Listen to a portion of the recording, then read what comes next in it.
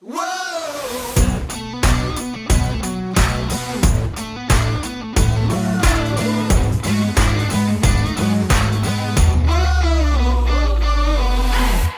Welcome to the What's Up Reddit podcast. We fashion ourselves cinematic judge and jury. My name is JJ Crowder. I'm here with my co-host Mattson Yeah, better red than dead. and Alec Burgess. Yeah, let's get it. We appreciate you tuning in. Go ahead and hit that follow, subscribe, like, bell notification button. Tell a friend about us. Tell your local serial killer about us, or cannibal. Don't tell your local serial killer about our podcast for the love of everything that is holy. Come on. Do serial killers even exist anymore? I feel like with the rise of the internet and all these things, like it's harder to do that thing. It was nice knowing you, Mattson. Yeah. I mean, it's not like it was like in the 70s and 80s. This movie came out in 91, and I think it was quite spurred on because of all that happened in those times, but it's just certainly not as popular in cinema these days anymore. Well, sure, not in cinema, but I think there's still plenty of serial killers out there. It's harder to do that, man. You just get someone tweets about you, Instagram, I mean, all that, like TikTok. Dude, you got to watch out for all people taking videos of everything. Sure. No, I agree. But it would be trickier, but I still think. In fact, I don't know. I'm going to stop there. Yeah, let's not talk about serial killers. Is JJ about to confirm he knows a serial? I'm like, can we do this podcast anymore? Hey, look, I know a couple people that probably could be. Well, yeah, I could be one, but the fact of the matter is, I don't want people knowing. Well, sure. I hope they don't listen to this podcast. I live in Thailand, if you're wondering. So, in fact, I were two really good friends that it would not surprise me. Like, I think they have the mental and emotional fortitude for it. Like, we've had that. Is one of them Mattson? No, no. But I don't know if they listen. You told them like, hey, you're like, we've talked about it. Could be a serial killer. Thank goodness you're not. But like, if in another life, like, sure. And they're like, yeah, sure. And you're like, ooh, like, still friends? Nah, I want to be friends with them. You they don't kill know their what friends. can set them off, Mattson. That's what I'm saying for JJ. Most serial killers don't kill their friends. They kill random ass people. Yeah, I'm not worried. But yes, I know a couple people that probably could do the work and not have a problem. So, yeah. Anyway, with that, we're gonna have to talk offline about that. Yeah. I can't say that about a single friend that I have. Yeah, I got two. We might need to check your friend group. Just might need to do that. And everyone listening, if we don't have an episode next week, now you know why. Well, yeah, fair enough. Check back in February. We'll probably have one next week. We'll see how that goes. February. Yeah, see how that goes. With that, if you couldn't tell, we're reviewing as part of the AFI Top 100 movies we like from that list. Silence of the Lambs. It was released. I love this release date. Somebody was thinking when they did this. February 14th, 1991. It was written by Thomas Harris and Ted Talley. It was directed by Jonathan Demme. It stars Jodie Foster, Anthony Hopkins, Scott Glenn, Ted Levine, Anthony Heald, Brooke Smith, Diana Baker, Casey Lemons, and Charles Napier. A young FBI cadet must receive the help of an incarcerated and manipulative cannibal killer to help catch another serial killer, a madman who skins his victims. Yeah. This is this is one of my favorite movies of all time. I think it fully deserves to be on the AFI Top 100 list. In fact, I think it should be higher than what it is, if I'm being honest, because I think it's kind of middle of the group, if I remember right. Yeah, but I have some black and white movies in front of it. Move those back. But yeah, like I think it's up there, which I'll talk about. But I'm interested, Alec. You'd never seen this movie. That's true. Never seen this. This was. I guess technically I hadn't seen the full movie, but I've seen the critical pieces. Gotcha. Now you haven't seen it though, for like it was very purposeful. Because you're not a horror movie guy, so you assumed that this was one of those. That this was going to be one of those, and I mean, it wasn't what I was thinking, but I have, I watched it 2 days ago. I have not walked into a single room without checking my left-hand shoulder corner.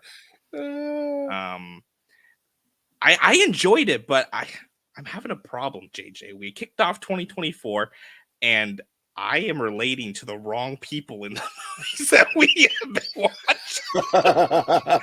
So much to the point that Oshi now has told her parents, family, everybody that if she ever goes missing, I'm the one who did it.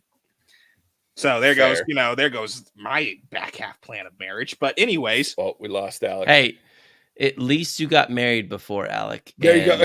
There we go. But yeah, I was like, I might have a problem.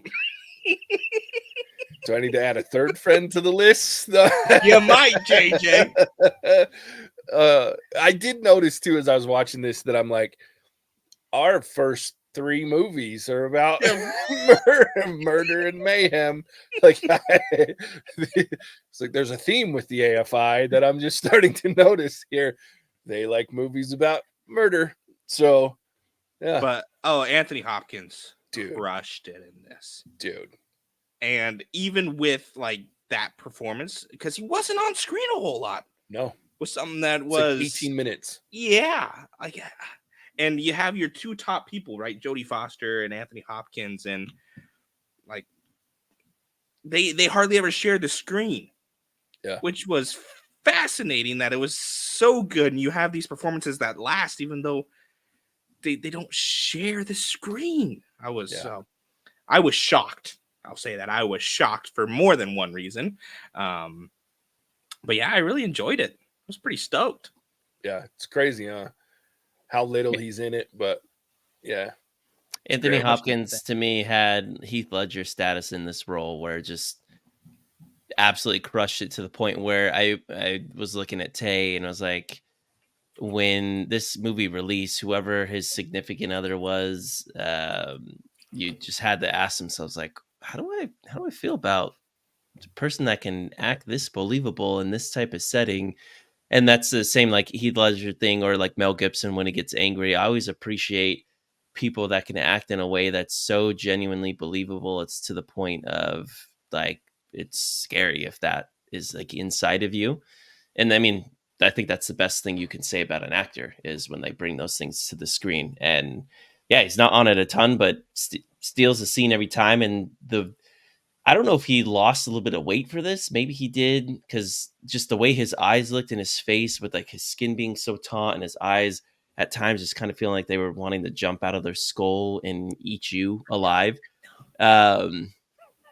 Impressive. So for that alone, like for me, this movie at times, the pace of this movie can kind of hum and haw a little bit, but I think there's intentionality behind that. It stops and starts. But I'm glad they took their time when he was on screen just to show those raw emotions. Like, it was impressive. Yeah. You were saying, Alec, you know why I know why it's so fucking creepy, Mattson, because I did some research. He doesn't blink when he talks. Yeah. The entire movie, this motherfucker does not blink when he's speaking. Yep.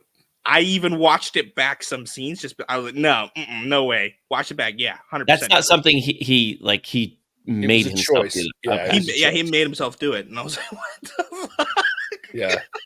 And he didn't talk about it too much, but he mentioned he never blinked purposefully, and then he opened his eyes super wide all the time. And that was partially because it made it easier for him to not blink, but it also like added to and like he had to do it he had to figure out, like he was talking about, he would sit in the mirror and do it. The eyebrow, because you do like that, like, yeah, then that doesn't look good. So he had to like get his muscles right there. Yeah, he had to figure out how to do it to not raise his eyebrows or lower his mouth. And so like, but yeah, like I'm with you. And it's like his voice, like, they're just slow, methodical. So another interesting story from this, they recently did some interviews because Jodie Foster's getting ready to be in I don't know if you guys have ever watched the True Detective series on HBO. Oh, dude, you must watch them. If you haven't watched, seriously, there's three seasons. You should watch it. Really great. It's slow burn, but it's very similar to this. The first season's got Matthew McConaughey and damn, I can't remember, but very different role. You should seriously watch at least the first season, but I would recommend the first and the third. Second's First and the third are outrageously good. Well, anyway, there's a fourth season coming on January 14th that has Jodie Foster in the lead. And they've been interviewing her a ton, and they've been talking about her playing another police officer, investigator. So it brings a lot back to this role of Clarice Starling. And so they were asking her about the scene the first time she meets Hannibal. Well, she had never met Anthony Hopkins before that. Like, this is her first interaction with the man, is that first scene where she sits down in front of him, and, she had just gotten, ridiculed by this other agent or this other crazy person in the cell next to him. And but she said that she didn't know how he was going to play this. And she goes, he terrified me. Like, it was and the part that he makes fun of her accent is an ad lib. Like, it's not part of the script where he and then him shifting his accent to match that West Virginian drawl. Like, that was all him deciding to do that, to kind of make fun of her at the same time of trying to poke at her to see if she'll react. And she was that uncomfortable. She goes, me looking as uncomfortable as I was, I didn't have to act that. He made it possible for me to be that uncomfortable because I'd never met him. I never knew him. And here's this man making me just uncomfortable. And I was like, he makes me uncomfortable and I'm just watching the shit.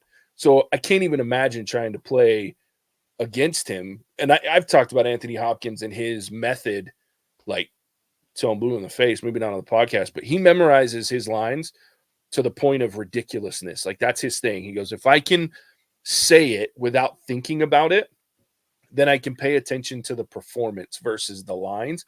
He goes, a lot of problems that actors get into is they have to think about their lines. Therefore, they can't think about the performance, the facial expressions, the body language. And he goes, and I don't want to ever have to worry about that. What matters to me is the body language, my performance. And so I memorize my lines to the point that I don't have to ever worry about saying the line.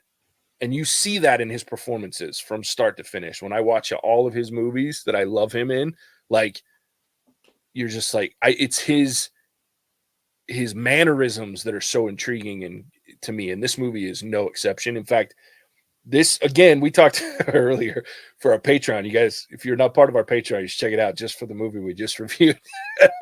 But for Patreon only.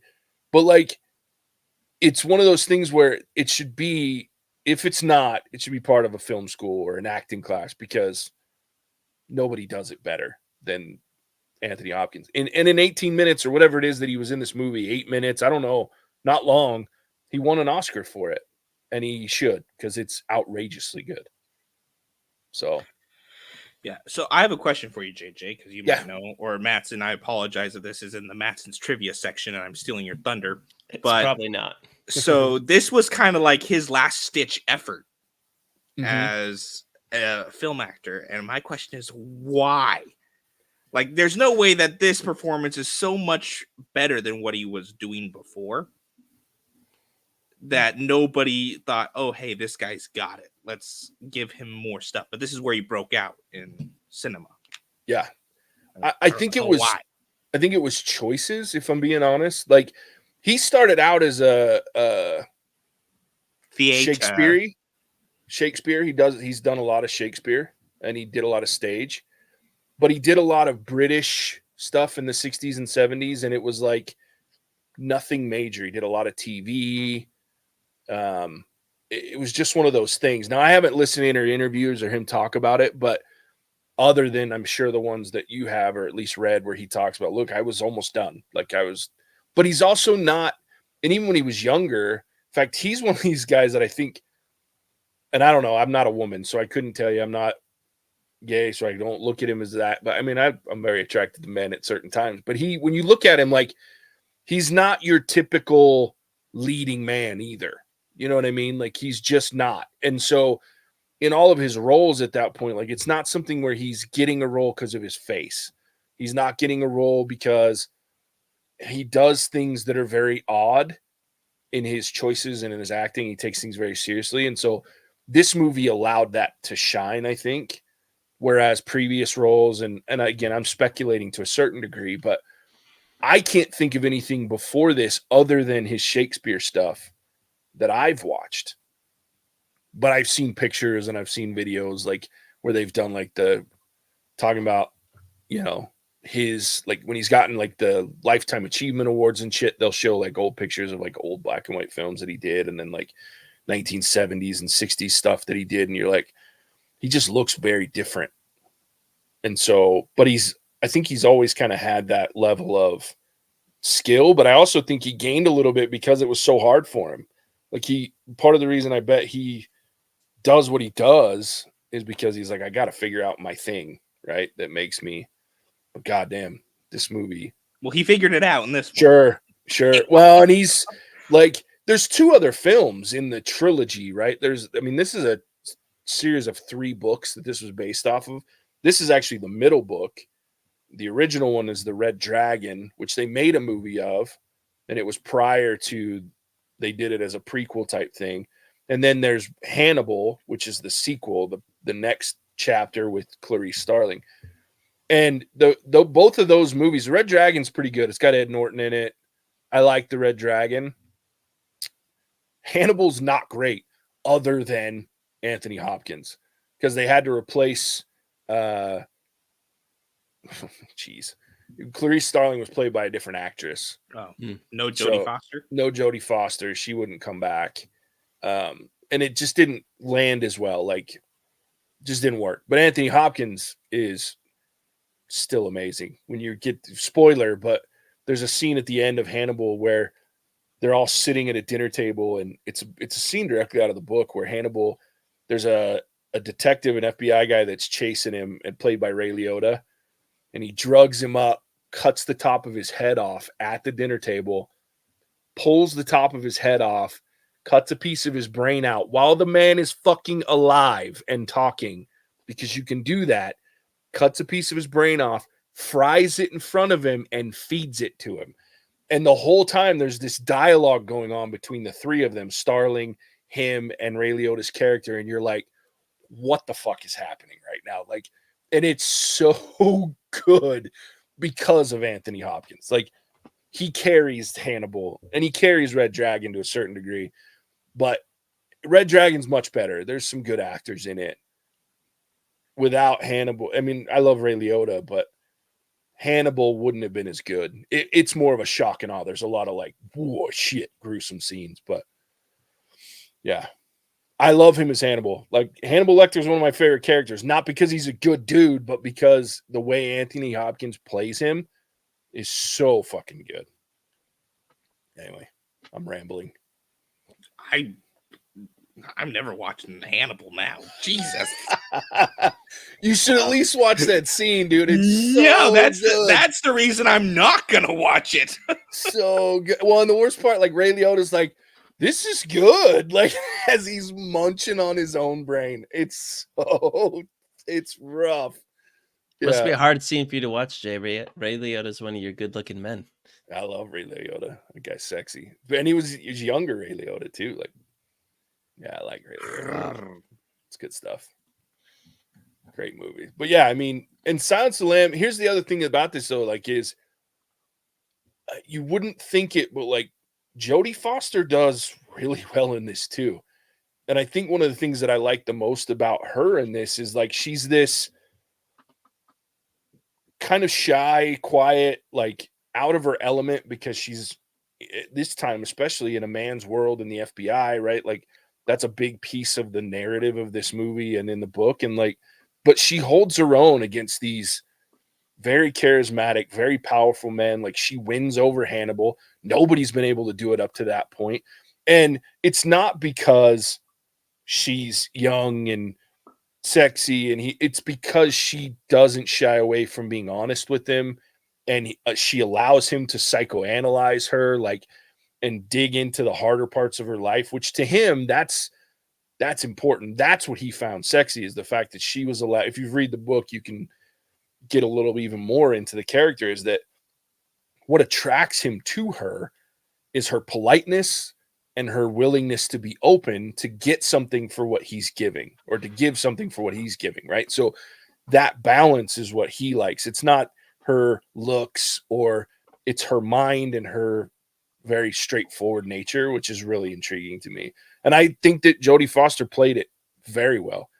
Perfectly intimidated and yet not willing to bend or break, but willing to go, you scare the fuck out of me, but I need something from you and I have to save this girl, and you're a great leapfrog for my career, right? So I really enjoy the way she plays, and I think that's part of the reason that Hannibal didn't work for me, because Jodie Foster just played it so well, and it just doesn't carry forward in the other movie, but I loved it in this. So, but I want to hear you guys talk. I've been talking fucking forever because I could talk ages about this movie. But dude, it's entrancing listening to you talk about this movie. This is what I think. This might be one of the films that, like, look, we all know I love Star Wars, I love nerd shit, but I think when it comes to like loving films and movies, this might have been the one that really got me on it. Because I remember I saw this the first time when I was 12 years old, and it freaked me the fuck out because he's so creepy. But I was like, he was so believable that I kept going, he scares me. Like, I watched Friday the 13th and I'm like, oh no, he's going to kill him. But I can watch this and I'm like, this fucker's the guy that's in my closet, right? Like, this is terrifying. And I really enjoyed that. And then as I got older and I started watching, I understood more about what was happening. And, you know, it wasn't just creepy. It was like, holy shit, this is so good. And then the thought process that's put into how it is, and like the figuring out the crime, and like watching her piece together what the clues he's feeding her, right? And like the dialogue between the two of them. This one's one of my favorites in cinema, period. So, and I haven't even talked about Wild Bill yet, but and that's just a whole nother level. Like, it's crazy because Hannibal's the villain. Yeah. Right? But he's not. Nope. He's not. And yet he is. And that's part of the unnerving, is like, who's the actual bad guy? Because I'm going to hang myself with this one. But I mean, I was going, you know what? Hannibal, he's not a bad guy. I haven't seen him do anything that I'd say is bad. Yeah. So I'm starting to be like, hey, you know what? Hannibal Lecter knows what's up. Yeah. I shouldn't be saying that, and I'm probably the only person that does. But you start kind of wanting to be on his side a little bit, to where, you know, you see the way that he gets treated by the, you know, I don't know, Anthony Hill's character. Yeah. Frederick Chilton or whatever. And the senator from Tennessee and all these people, like, that's kind of what you touched on, JJ. He's likes Clarice because she's open and honest with them. Everybody else fucks him over when he is like, he's never the one to make the move, right? He always responds to how people are treating him. Mm-hmm. And so for a lot of this movie, I was like, you know what? Hannibal's got bad hand, which is not what I should be thinking. Yeah. But Alec, were you breastfed by your mother? Yeah, that was my mom. I don't remember. Sure, her tits are hard and hard. I was like, dude, this guy pulls no punches. And he knows exactly which buttons to press. That's the best part about Hannibal. And I recommend, like, if you haven't read the books, you should. Like, they're very good. And they maybe Alec shouldn't, though.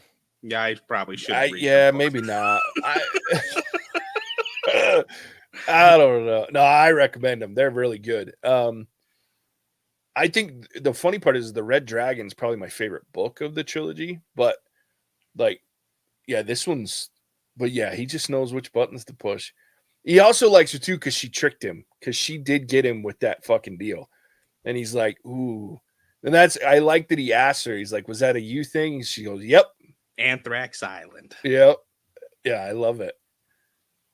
But yeah, he turns out he's not a good guy. Like, but I'm twisted too, fucker, because when he fucking tears up the cops and then like tricks them and shit, like, I'm like, good for you, Hannibal. Good on you, Hannibal. Like, fuck it. I respect it. Like, I don't feel that way anymore after you told me what happens in Hannibal, and I'm like, he's a bad guy. So here's the thing, though.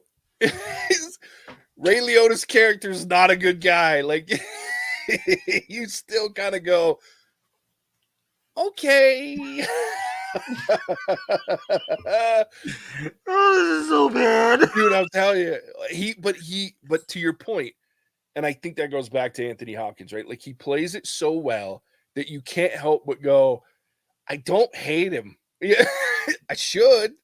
He's not good. I know. He fucking eats people with a nice Chianti, which was also ad lib, by the way. The like sucking in of the breath, and that was, he did that. That was not scripted. But yeah, like with fava beans and a nice Chianti, like probably one of the greatest lines in movie history.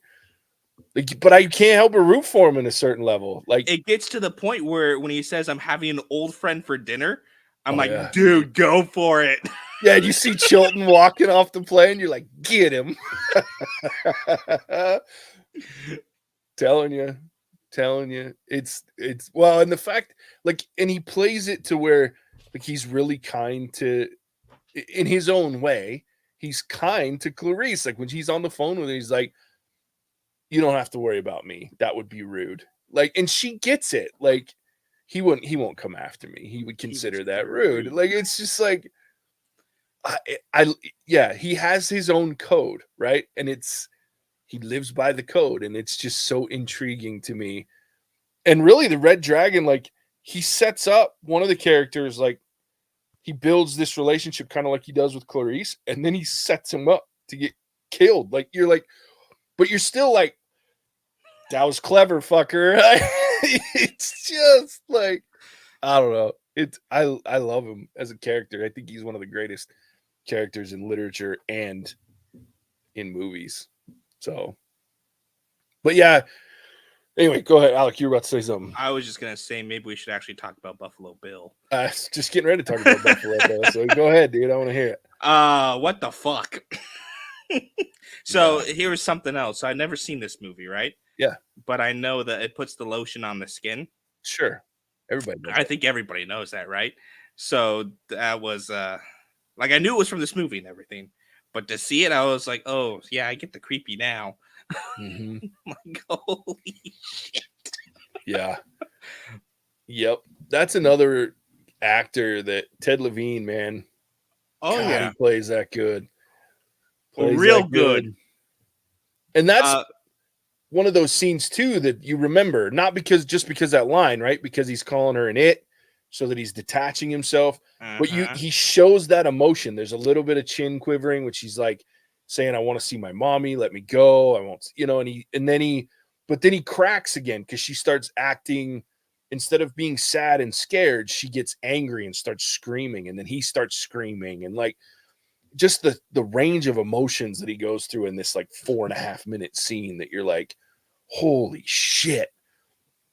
I don't want to hang out with him though. Like, no, this guy scares me. It did reinforce my oldest and most important rule of don't fucking help people ever.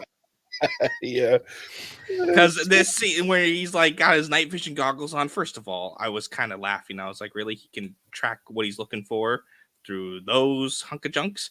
Yeah. But then the whole trying to put the chair in the back, man, I'm looking at that going, what an idiot, and I'm keeping on walking. I love that. Hey, helping you do shit, old man. I seen Silence of the Lambs, or I see how this ends. Yeah. But I was like, what are you doing? Like, there is no way that I am doing that. If I was a woman, definitely no way I'm going helping anybody. Mm-mm. It's like, who cares if people think you're a bitch? Yeah. No, I'm with you. Like, I'm not that guy. Yeah, because that was probably one of the most uncomfortable scenes because I knew what was happening, right? I'm like, sure. You dumbass, what are you doing? Don't do that. No. Yeah, for sure. Made me think of what's that movie we watched last year? Black Van. What was that one? Phone? Oh yeah, the Black Phone. Yeah, with the van. I was like, oh man. And then he had like the cast on or whatever on his hands. He's like, oh my gosh, he's gonna beat her with that. It's a little close to home. I was like, this part could really be happening somewhere.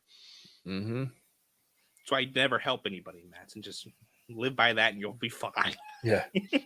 Who needs to be a good person and end up in I'm the too back nice of a to people. van?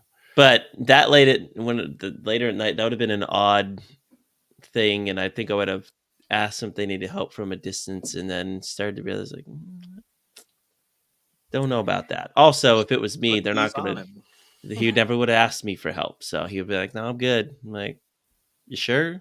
Because you're weird." Why would you ask again? The fact that you asked once is bad enough, but then you re-ask? No. He might change his mind, Mattson. He might want a little bit of that red hair.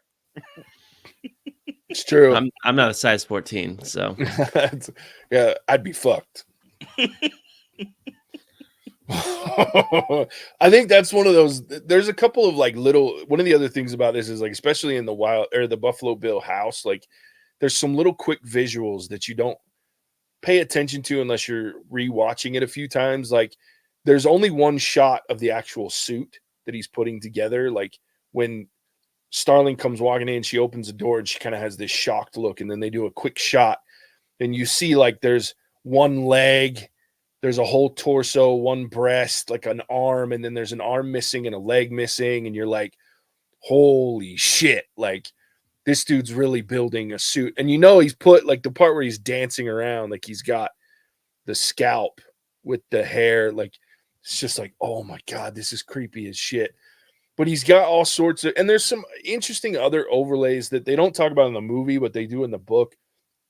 There's some nationalist socialist imagery in his house, and so if you catch that they touch a little bit on that in the book, but it's he's such an like it, and that's the other piece like about Hannibal is like they're always using him to catch other serial killers because he's such a psychological genius. Like he was a psychiatrist.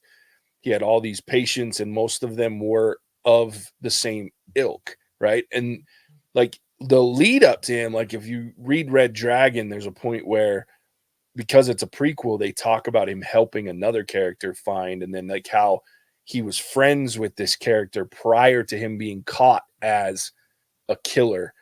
Yeah, it's just intriguing to me, like the difference in the fact that he can catch on to those and that he's treated them, and like, yeah, just like so many nuances in this film that are like, oh god, it's so good, so good.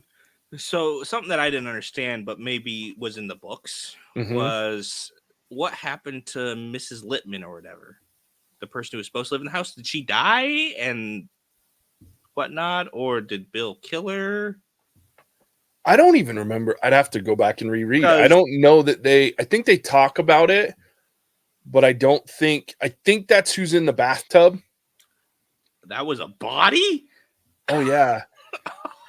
That was exactly like, I think that's the level of decomp that it got to, is that I think that's her, if I remember right. Now that you're asking about it, I'd have to go back and double check on the book. It's been a while since I've read this one, but I believe that that's the old lady. Yeah. Yeah, this dude's a mess, dude. Yeah, with a capital M. Well, and the other thing that they only imply in the movie is that the first girl taught him to sew, like, because she was so into sewing, like she taught him advanced sewing. Like he knew how to do it to a certain degree, but she taught him advanced sewing and got jealous about her skin and like how good her skin was, and how happy, like she was kind of one of these people that just who she was, and she was proud of who she was. Like the one person that she interviewed was like, yeah, she's just, she was just a nice person and she was happy to be around. And then like he was like, fuck, I want to be like that. And that's how he ended up killing her the first. And so it's a mess. But yeah, yeah. Jeez. Crazy. All right. Well, I've rambled enough. Weird ass shit. Yeah. It's a whole thing, man. It's the whole, it's creepy. Creepy. Should we rate it? Let's do it. I think so. All right, this one was mine. I'll go first, as if you guys didn't know. It's a 5 for me. I think this might be like when I think about fives. I've given a few fives, and they've been just great, wonderful. I stick by my fives, but this one I think is as close to a perfect movie for me as there probably is. Um, there's no biases to me. Like I don't look at this and go, "Oh, I have to forgive this or I have to forgive that," but the rest of it's so good that I let it go. There is nothing in this movie that I let go because to me, everything that's in this movie plays to the point of the movie, like making me uncomfortable, teaching me about a character that I need to know a little bit more about. Like, I just love this film because there's never a moment that I'm not on the edge of my seat, uncomfortable by something, right? Like, whether it's because, man, it's been a long time. This girl's been in this hole. What the fuck are we doing? Oh, goodness. Like, Anthony Hopkins or some weird inmate throwing bodily fluids on, it's just there's nothing comfortable about this movie. And yet I can't stop watching it and enjoying it. And that's partly because the filmography's so good. The acting is second to none, in my opinion. And Anthony Hopkins just absolutely steals every second of this movie, except for when he's on screen with Jodie Foster and they play so well off of each other. Yeah, perfect movie for me. 5. Love it. All right, Alec. My turn. Yeah. So there is one, I think, missed opportunity. And it's the fact that you have this scene at the beginning or these intercuts of scenes where she's doing her FBI stuff. And you have that they get her over her left shoulder. I would have liked to see that come back in Buffalo Bill's house in some way, shape, or form. Because I was watching this first room she walks into, she doesn't sweep her left shoulder. And I was like, oh, you're dead. Like, I thought that was it. I thought that was going to be it. There it is. Game over. And so I would have liked to see some kind of callback to that. And I don't know if it plays out in the books and they just kind of changed it for film or whatever. But that would be my only gripe. And it's a very, very teeny tiny gripe because it doesn't change the overall movie. It would just have been something that I would have liked to see. So That's a 5 for me. Perfect movie. I hated every single second of it. But I will watch it again. It's like we talked about this on our Patreon exclusive with Birdemic, how it was so bad that you couldn't stop watching it. Yeah. This was so good that it made me so uncomfortable, but I'm going to go back and watch it again. Yeah. And I hate myself for it because I know I'm going to do it. You should probably clarify what you will be doing, like murdering someone or just watching this movie. Yes. No comment. Mattson, it's your turn. In my head originally, I was like, is this a 4.5 or 5? Then I kept trying to think, like, do I really have anything I don't like in this movie? No one's going to be surprised. The pace of this movie, I already talked about it. It's not, it's intentional. It is a little bit slower, but it's what it's supposed to be. And yeah, it's a 5 for me. It's not like what I can't say is this, and I said it earlier, is this is Anthony Hopkins' acting performance is in this movie in probably the top 5 that I can ever think of it. And the ones off the top of my head that come off are Heath Ledger as the Joker, Joaquin Phoenix as why am I forgetting which? Not when he played it was Caesar Augustus. What's his name? And whatever. I'm forgetting his actor's name in Gladiator. That was bone chilling, awesome performance. This is right there. This is in that same category. For that alone, those movies just crush it for me. While this movie isn't in my like Mattson wheelhouse of like movies I gravitate towards, this is a phenomenal movie. This is a movie that should be seen by everyone, and especially those that appreciate movies. And for that matter, definitely a 5. Will I watch it again? Yeah, I think it's one that I need time in between because it's a little bit slower played. Because this is a movie like I've talked about with the Joker before, with The Dark Knight Rises. You have to give it your undivided attention. If you can't half-ass watch this movie because then this movie's not worth it. Then it's a movie that I think you're doing a disservice and you should just watch something else you can kind of have in the background. This isn't a background movie. I'm sitting down. I'm appreciating the acting that's in front of me. And it's an investment. And it's an emotional investment. That's why people don't like watching movies like this again, or the Dark Knight Rises, or some of those performances, because they're so believable to a point that it's creepy, and that's great cinema. Love it. There it is, the 555. Back on track. It's been a couple months of high-rated movies, so I was happy to.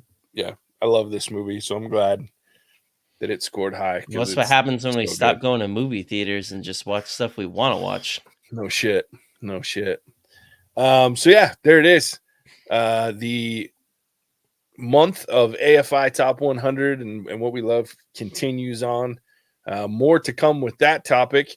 Alec, tell everybody where they can find us. It's been a minute since I've had you do this because we've been doing other things. But yeah, tell everybody That where they is can find us. true. Happy to, JJ.